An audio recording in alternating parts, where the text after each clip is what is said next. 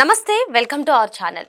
ఆంధ్రప్రదేశ్ మాజీ ముఖ్యమంత్రి వైఎస్ జగన్మోహన్ రెడ్డి ఇటీవల కాలంలో నేను సినిమా చూపిస్తాను, ఈసారి వేరే లెవెల్గా ఉంటుంది, మారిపోయాను అని చెప్పి వ్యాఖ్యానించారు. మరి సినిమా చూపిస్తానన్న జగన్మోహన్ రెడ్డికి ఎవరు సినిమా చూపిస్తున్నారు? సిటీ అధికారులు సినిమా చూపిస్తున్నారా? లోకేష్ బాబు సినిమా చూపిస్తున్నారా? అసలు లోకేష్ ఢిల్లీ వెళ్తున్నారంటే వైసీపీ ఎందుకు అంత గజగజలాడిపోతుంది? ఇటువంటి అంశాలన్నీ కూడా చర్చించడానికి మనతో పాటుగా ఉన్నారు ప్రముఖ రాజకీయ విశ్లేషకులు అర్సుమేలి శ్రీనివాస్ గారు. సార్ నమస్తే. సార్ నమస్కారం. సార్, గతంలో జగన్మోహన్ రెడ్డి సినిమా చూపిస్తాను, ఈసారి సినిమా వేరే లెవెల్గా ఉంటుంది అన్నారు. మరి ఏంటి, జగన్మోహన్ రెడ్డి సినిమా చూపిస్తున్నారా? జగన్మోహన్ రెడ్డికి వేరే వాళ్ళు ఎవరైనా సినిమా చూపిస్తున్నారా? ఏంటి అసలు ఈ లిక్కర్ స్కామ్లో ధనుంజయ్ రెడ్డి, కృష్ణమోహన్ రెడ్డి అరెస్ట్ అయిన తర్వాత వైసీపీ ఎందుకు అంత గజగజలాడిపోతుంది? ఈ క్రమంలోనే లోకేష్ బాబు ఢిల్లీకి వెళ్తున్నట్లయితే వాళ్ళు అసలు ఊపిరి కూడా పీల్చుకోవట్లేదు అన్నట్టుగా తెలుస్తుంది. ఏమంటారు మీరు? ఇప్పుడు జగన్మోహన్ రెడ్డి అనేటువంటి వ్యక్తి నేర స్వభావం ఉన్న అతను, అత్యంత అవినీతిపరుడు, అధికార దాహం ఉన్నవాడు, ధనదాహం ఉన్నవాడు. వీళ్ళు ఎలా ఉండాలంటే వాళ్ళ స్థానాన్ని పదిలం చేసుకోవాలి. వాళ్ళు ఉన్న స్థానాన్ని పదిలంగా కాపాడుకోవాలన్నప్పుడు ఒక్కొక్కసారి తగ్గాలి, ఒక్కొక్కసారి పెరగాలి. ఇప్పుడు పవన్ కళ్యాణ్ గారు అన్నాడు, తనను తాను తగ్గించుకునేవాడు హెచ్చింపబడుదుడు అని చెప్పాడు ఒకసారి. ఇప్పుడు అలాగా నేను తగ్గను, నేను ఎలాగ ఉంటానంటే కుదరదండి. ఇది ప్రజా జీవితం, రాజకీయాలు, మన భవిష్యత్తు, మన జాతకం, మన విధి అంతా కూడా ప్రజల చేతిలో ఉంటుంది. నువ్వు బుడం డబ్బు సంపాదించవచ్చు, నువ్వు ఈ ప్రపంచంలోనే అపరకోటీశ్వరుడిని సంపన్నుడు అయి ఉండొచ్చు, నీకు తరాలు వందల సంవత్సరాలు సరిపడగా, నీ తరతరాలకి సరిపడగా డబ్బు సంపాదించుకుని ఉండొచ్చు. కానీ నీ బతుకు, నీ భవిష్యత్తు ప్రజల చేతిలో ఉంది. అటువంటప్పుడు నువ్వు ఎంత జాగ్రత్తగా ఉండాలి? నీకు ఒక అవకాశం, ఒక్క ఛాన్స్ అని అడిగినప్పుడు వాళ్ళ తల్లి, చెల్లి, కుటుంబం, ఇంకా చాలామంది అమాయకంగానో, బుద్ధిహీనంగానో, వివేకహీనంగానో, అజ్ఞానంతోటో నీకు సపోర్ట్ చేశారు కూడా చాలామంది. కొంతమంది అసలు నిన్ను ప్రేమించారు, ఎంత ప్రేమించారంటే తిరిగి ప్రేమించకపోతే ముఖమే యాసిడ్ పోసేసి అంత ప్రేమ చూపించారు ఇతని మీద. ఆయన అలాగే మానవైన గెలుపు సాధించాడు 19లో. దాన్ని ఎలా నిలబెట్టుకోవాలి? నిలబెట్టుకోవడం చేత కాలేదు. నిలబెట్టుకోకుండా ప్రజలను వేధించాడు, వెంటాడాడు, అవినీతి చేశాడు, అరాచకం చేశాడు, తనను సపోర్ట్ చేసిన వాళ్ళందరినీ దూరం చేసుకున్నాడు, ప్రత్యర్థుల పట్ల చులకనగా ఉన్నాడు, రాజ్యాంగం చట్టం పట్ల బేఖాతరు చేశాడు, బరి తెగించాడు, ఎన్ని అవలక్షణాలు ఉండాలో అన్ని అవలక్షణాలు చూపించాడు. ఒక రాజకీయ నాయకుడు ఎలా వ్యవహరించకూడదు అలా వ్యవహరించాడు, ఒక ముఖ్యమంత్రి ఎలా ఉండకూడదు అలా ఉన్నాడు, ఈ ఒక్క పరిపాలన ఎలా ఉండకూడదు అలా పరిపాలన చేశాడు. అన్నీ ఆడ్వర్స్గా, అన్నీ కూడా వ్యతిరేకంగా ఎలా ఉండాలో దానికి పూర్తి వ్యతిరేకంగా ఆయన వ్యవహారాన్ని సాగించాడు. కాబట్టి ఈ విషయంలో ప్రజలు దూరం పెట్టేశారు. నువ్వు ఎవరిని పెట్టుకోవాలి దగ్గర? నీ ప్రజలు ఉండాలి, నీకు ప్రజలకి ఏం కావాలో చూడాలి. అప్పుడు జగన్మోహన్ రెడ్డి తనకు వచ్చిన అవకాశాన్ని గోల్డెన్ ఆపర్చునిటీ అంటారు. అంటే అటువంటి అవినీతిపరుడికి, అటువంటి నేర స్వభావం ఉన్నవాడికి, రక్తంతో చేతులు కడుక్కుని రక్తం కలుపుకొని అన్నం తినేవాడికి ఓ రాష్ట్ర ముఖ్యమంత్రి అయిపోయాడు. అసలు మీకు అది లైఫ్ టైం అచీవ్మెంట్. అతను జీవిత సాఫల్యం పొందేసినట్టు ఇంక మళ్ళీ 2.0 ఇంకోసారి రావాలని కోరుకోకూడదు. ప్రజలే అతను అక్కడ నువ్వే ఉండిపోయే బాగుమనాలి. అలా చేసుకోవాలి. అలా చేసుకోకుండా ధనంజయ రెడ్డి, గోవిందప్ప బాలాజీ, ఎవరు కృష్ణమోహన్ రెడ్డి, లేకపోతే సజ్జల రామకృష్ణ రెడ్డి పనికిమాలను అందరినీ కూడా పెట్టుకుని వాళ్ళ నానేమో ఐఏఎస్ని జైలుకి పంపిస్తే ఈ సీతారామంజనేయులు, సునీల్ కుమార్, లేకపోతే జోషువా, విజయపాలు ఇలాంటి వాళ్ళందరినీ పెట్టుకుని, క్రాంతి రాణా తాత, విశాల్ గుండి, వీళ్ళందరూ పెద్ద యువ అధికారులు, చాలా మంచి నిజాయితీ పనులు అనుకుంటే వాళ్ళందరినీ కూడా వాళ్ళ భవిష్యత్తు మీద సిరా పూసాడు, మరకలు అంటించేసాడు. మరి అతని చేతిలో స్వయంకృతం అది. ఎవడు అతను పాడు చేయడు. అతను భస్మాసురుడిని ఎవడేం చేస్తాడు? అతను నెత్తి మీద అతను చేయట్టుకుంటాడు. అలా చెడగొట్టేసుకుని ఎవరితో పెట్టుకున్నాడు అతను? 40 సంవత్సరాల పైన చరిత్ర ఉన్న పార్టీ, ఎన్నో సంక్షోభాలను ఎదుర్కొని విజయవంతంగా బయటకు వచ్చిన పార్టీ, కార్యకర్తల ఎమోషన్ తోటి గెలిచే పార్టీ, అలాంటి పార్టీ, దానికి చాలా పరిపాలనా దక్షుడు నాయకత్వంలో ఉన్న పార్టీ, ఒక యువ నాయకుడు, ప్రోగ్రెసివ్గా ఉండే వ్యక్తి, ఆ పార్టీలో ఉన్న నాయకులందరూ కూడా మేలు రకం, చొచ్చు రకం ఉంటుంది. చొచ్చు రకం ఉన్నా సరే, తాలు రకం ఉన్నా సరే, ఆ పార్టీలో మెజారిటీ నాయకులు పార్టీ పట్ల కమిట్మెంట్, ప్రజల పట్ల బాధ్యత ఉన్నవాళ్ళు, చట్టాన్ని రాజ్యాంగాన్ని గౌరవించేవాళ్ళు, ఆ రకమైన ప్రజల్లో వాళ్ళ అభిమానం సంపాదించుకున్నతో పెట్టుకున్నప్పుడు నువ్వు ఎంత జాగ్రత్తగా ఉండాలి. నువ్వు ఏ రకంగా కుల ముద్ర వేసినా, ప్రాంతీయ ముద్ర వేసినా ఆ పార్టీని ఏం చేయలేకపోరంటే వాళ్ళు జాగ్రత్తగా దీన్ని ఎలా హ్యాండిల్ చేయాలరా బాబు అనేటువంటిది ఆలోచించుకోవాలి. అవన్నీ వదిలేసి నేను వీళ్ళని ఏదైనా చేయగలను అనుకుంటే ఏమైంది? మొదటి సంవత్సరమే నీకు సమాధికి నువ్వు పునాది వేసుకున్నావు. 5 ఏళ్లలో విజయవంతం కట్టేశారు సమాధి, మొత్తం సమాప్తం చేసేసారు. కథ దుఃఖాంతమైంది, నీకు ప్రజలకు సుఖాంతమైంది. అటువంటిప్పుడు నేను మళ్ళీ వస్తాను, సినిమా చూపిస్తాను అనేటువంటిది జరగని పని. అది జరగని పని సరికదా, రెడ్ బుక్ ఇంకా ఓపెన్ చేయకుండానే మీకు మడతలాడిపోతుంది. నిజంగా ఓపెన్ చేసి ఒక్కో పేజీ చదువుకుంటూ మొదలు పెడితే అన్ని పేజీల్లో నువ్వు ఉన్నావు. కొన్ని పేజీల్లోనే నువ్వు ఉండి కొన్ని పేజీల్లో నువ్వు లేకపోతే ఫోన్లో అనుకోవచ్చు.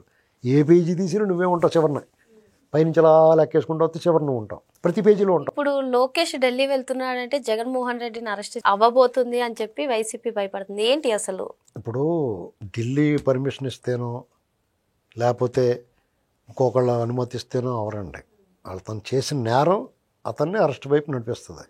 అయితే ప్రోటోకాల్ ప్రకారం వాళ్ళకున్న ప్రివిలేజెస్ వల్ల గవర్నర్ గారు అనుమతి ఇలాంటివి కొన్ని అవసరం అవుతాయి, పదవుల వల్ల, గతంలో చేసిన పదవుల వల్ల. అంతే తప్ప ఎవరు పర్మిషన్ అరెస్ట్ చేయండి వద్దని ఎవరు అనుమతి తీసుకోవాల్సిన అవసరం లేదు. వాళ్ళు కూడా ఇటువంటి దుష్ట జన సాంగత్యం చేయటం వల్ల ఏ రకమైన చెడ్డ పేరు వస్తుందో అందరికీ తెలుసు. ఒక్కసారి మసిగొట్టు ముట్టుకున్న తర్వాత మళ్ళీ ఎందుకు ముట్టుకుంటారో, మసిగొట్టిన మసి అంటుకుపోద్ది కదా. కాబట్టి లోకేష్ గారు ఢిల్లీ పర్యటన అనేటువంటిది ప్రత్యేకం. మోడీ గారు అతన్ని పదే పదే చెప్పాడు, 2-3 సార్లు నువ్వు నన్ను వచ్చి కలవాలి, ఎందుకు కలవలేదని ఆప్యాయంగా వాత్సల్యంగా పిలిచాడు. మర్యాదగా వెళ్తున్నాడు. అక్కడికి వెళ్ళిన తర్వాత మరి వాళ్ళు ఏం మాట్లాడుకుంటారో మనకు బయట తెలియదు కదా. ఎలాగా మనం ఊహించి మాట్లాడేస్తాం. వాళ్ళు ఏం మాట్లాడుకున్నారో దగ్గర నుండి చూసినట్టు అలాగే చెప్తుంటారు. 4 రోజులు ఆగితే చెప్తాం వాళ్ళు ఏం మాట్లాడుకున్నారో చెప్తాం. ఏంటి దగ్గర నుండి చూసినట్టు ఎవరికి తోచిందో వాళ్ళు చెప్తారు. అప్పుడు దాకా ఆగాలి వాళ్ళు. దాని గురించి భయపడక్కర్లేదు. ఆల్రెడీ వాళ్ళు చేసిన అరాచకాలు తలుచుకుని అలా పడుకుని భోంచేసి డే 1 నుంచి వాళ్ళు చేసిన అరాచకాలు ఒక్కొక్కటి తలుచుకుని ప్రతిరోజు ఏం చేశారో, ప్రతి నెలలో ఏం జరిగిందో, ప్రతి సంవత్సరానికి ఆ క్రోడీకరించుకుని 2019లో ఏం చేశారు, 2020లో ఏం చేశారు, 2021లో ఏం చేశారు తలుచుకుంటా అప్పుడు దుఃఖించాలి. వాళ్ళు చేసి పని వాళ్ళు చేసి వీళ్ళు దానికి ఇంకా సంవత్సరం లేట్ అయింది. ఈ పాటికే లోపల ఉండాలి వాళ్ళు. కానీ వీళ్ళు ఏంటంటే వీళ్ళు ఎక్కడా కూడా బయటికి రాలేని విధంగా వీళ్ళు బిగిస్తున్నారు.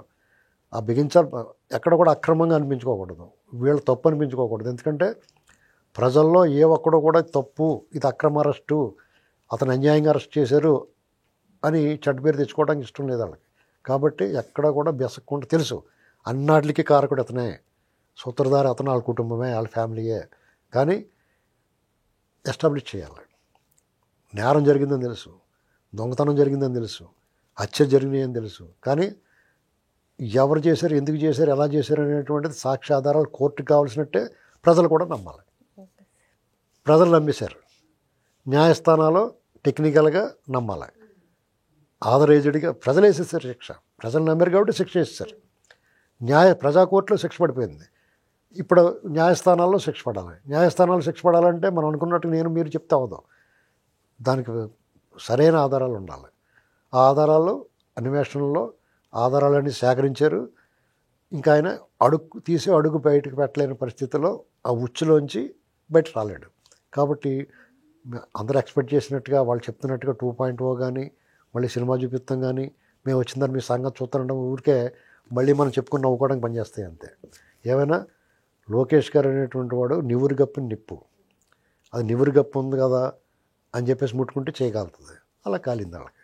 ఎందుకంటే అతని గురించి తెలియక పడుకున్న గుర్రం లేపు తన్నించుకున్నారు. వాళ్ళు ఇష్టమైన ట్రోలింగ్ చేశారు. వాళ్ళ కుటుంబాన్ని, వాళ్ళ అమ్మగారిని, వాళ్ళ నాన్నగారిని చాలా దారుణంగా అవమానించారు. అతను ఎందుకు ఊరుకుంటాడు? అతనికి చీమనెత్తురు పౌరుషం ఉంటుంది కదా. అయితే అది పద్ధతిగా చేస్తాడు. దాన్ని వాళ్ళు ఎక్కడ గమనించాలంటే వాళ్ళు ట్రోలింగ్ చేసిన దానికి అతను తన రూపురేఖ లావణ్యాలు మార్చుకున్నాడు, మాట తీరు మార్చుకున్నాడు, ప్రజలను ఎలా డీల్ చేయాలో తెలుసుకున్నాడు, ప్రజలకి ఏం చేస్తే ప్రజలు ఆదరిస్తారో తెలుసుకున్నాడు, ప్రజలను తెలుసుకోవాలని పాదయాత్ర చేశాడు. ప్రజలు ఇతను తెలుసుకున్నారు. జగన్మోహన్ రెడ్డి పాదయాత్ర ఎందుకు చేయడు? జైలుకి వెళ్లకుండా ఆ వాయిదాలు తప్పించుకోవడానికి వెళ్ళాడు పాదయాత్రకి, అసెంబ్లీకి వెళ్లకుండా. నీ ఇంటెన్షన్ ప్రజలకు వాళ్ళు గమనించలేకపోయారు. ఇప్పుడు నువ్వు 5 ఏళ్ళు పరిపాలన చేసిన తర్వాత మొత్తం నీ బొమ్మ తెలిసిపోయిన తర్వాత నీ సినిమా అంతా చూసేసిన తర్వాత ఇంకేం చూపిస్తావు సినిమా? నువ్వు రెండోసారి చూస్తారు. ఇప్పుడు ఎవరన్నా చూస్తున్నారు రెండోసారి? సూపర్ డూపర్ హిట్ అయితే కూడా చూడబుద్ధి ఎత్తలేదు. అదేదైనా మంచి పాటలు గీటలు ఉంటాయి. నీ సినిమాలో అంతా ఏడుపులే కదా, పాటలే ఉంటాయి. నీ సినిమా అంతా నీ మొహం నీ పని, నీ సినిమా అంతా ఏడుపు కొట్టి సినిమా కదా. ఒక్క చోటకి మాత్రం నవ్వుతావు నువ్వు. శవాలు దొరికినా, ఎవరికన్నా దుర్ఘటనలు జరిగినా, సామూహికంగా మరణాలు సంభవించినా అప్పుడు మాత్రం నీలో ఆనందం కనపడద్ది. అది ఎవరన్నా కోరుకుంటారా? ఆ వాతావరణాన్ని ఎవరన్నా కోరుకుంటారా? పైగా మీరు మాట్లాడుతుంటే దుర్వాసన. భాషనే నువ్వు ఎంత కూని చేయాలో అంత కూని చేశారు మీరు. తెలుగు భాష యొక్క సౌందర్యానికి మీరు స్ఫోటకం మచ్చలు అంటించేశారు. ఎంత సౌందర్యం తెలుగు భాష, సొగసు, దాన్ని మీరు ఏం చేశారు? అందవికారంగా చేసేశారు, వికృతంగా తయారు చేశారు. కాబట్టి చెవుల్లోంచి రక్తం గారిపోయింది అందరికీ, వినలేక మీ దండం పెట్టేస్తున్నారు. మీరు రుద్రబాబు అనుకుంటున్నారు. కాబట్టి నీ కూడా నీలాంటి వాళ్ళు కొంతమంది ఆ సైకోజనం ఉంటారు, వాళ్ళు ఎప్పుడు ఉంటారు నీ కూడా. అలాగే కొంతమంది బుద్ధిజీవులు, తెలివైన వాళ్ళు అనుకుంటారు, సమాజంలో పెద్ద మనుషులకి చాలామంది అవుతూ ఉంటారు. వాళ్ళకి ప్రాముఖ్యత ఉంటుంది, ప్రతిష్ట ఉంటుంది. ప్రతిష్ట ఉన్నా లేకపోయినా పాపులారిటీ ఉంటుంది. వాళ్ళు చెప్తూ ఉంటారు నీ గురించి, నువ్వు గొప్పవాడు, అన్నాడంటే చేసేస్తాడు, చంపేస్తానంటే చంపేస్తాడు, అంతేగాని మేలు చేస్తానంటే మేలు చేయడు. ఇలాంటివన్నీ వాళ్ళు నెగిటివ్ వెర్షన్లో చెప్తారు, ఆపోజిట్ వెర్షన్లో చెప్తారు. మా అలాంటి వాళ్ళు చెప్పాం కదా నీ గురించి 4.5 ఏళ్ళు చెప్పాం. చెప్పి చెప్పి చెప్పి చెప్పి నీ నిజస్వరూపం మేమేం చెప్పామో అదే జరుగుతుంది. నీ గురించి నువ్వు ఎలా అంటాడు అనేటువంటి 4.5 ఏళ్ళు చెప్పాం. ఇవాళ అది నిజమవుతూ ఉంది, నిరూపణ అవుతూ ఉంది. ఖచ్చితంగా నువ్వు జైల్లో కూర్చుని మమ్మల్ని తిట్టుకో. మాలాంటి వాళ్ళు 1,00,000 మంది ఉంటారు నాలాంటి వాళ్ళు నీ గురించి మాట్లాడిన వాళ్ళు. వాళ్ళందరినీ తలుచుకుని కృషించిపోయి ఇప్పుడు వరపిరెడ్డి వంశీ ఎంత అందంగా ఉండేవాడు, ఇంచక్కన ఏంటండి కోవా కజ్జికాయలాగా ఉండేవాడు. ఇప్పుడు అలాగే ఎప్పుడు చూసారా? ఎండలో పాడేసిన మామిడికాయలాగా అయిపోయాడు. ఏం చెప్తాం? మన కర్మ, మన నోరు. ఎదటి వాళ్ళని ఎంత దారుణంగా హింసించి, అన్నం పెట్టినోడు చెయ్యి కరవచ్చండి, అన్నం పెట్టిన చెయ్యి కరిచినోడు అంత విశ్వాసఘాతకంగా వ్యవహరించి, అసభ్యంగా మాట్లాడి, లెక్కలేనితనంగా ఉండి పొగరు చూపిస్తే ప్రజలు అణుస్తారు, న్యాయస్థానాలు అణుస్తాయి, సమాజం దూరం పెడుద్ది. ఒకవేళ వీళ్ళు ఎవరో చేయకపోతే ప్రకృతి అనేటువంటిది ఒకటి ఉంటుంది. ఆఖరి తీర్పు అక్కడ జరుగుతుంది. అంతిమ తీర్పు ప్రకృతి ఇస్తుంది. వీళ్ళందరికీ అంతిమ తీర్పు ప్రకృతికి ఛాన్స్ ఇవ్వలేదు, ప్రజలు ఇచ్చేశారు, న్యాయస్థానాలు కూడా ఇచ్చేస్తాయి. మరో అంశంతో మళ్ళీ కలుద్దాం. Thank you sir.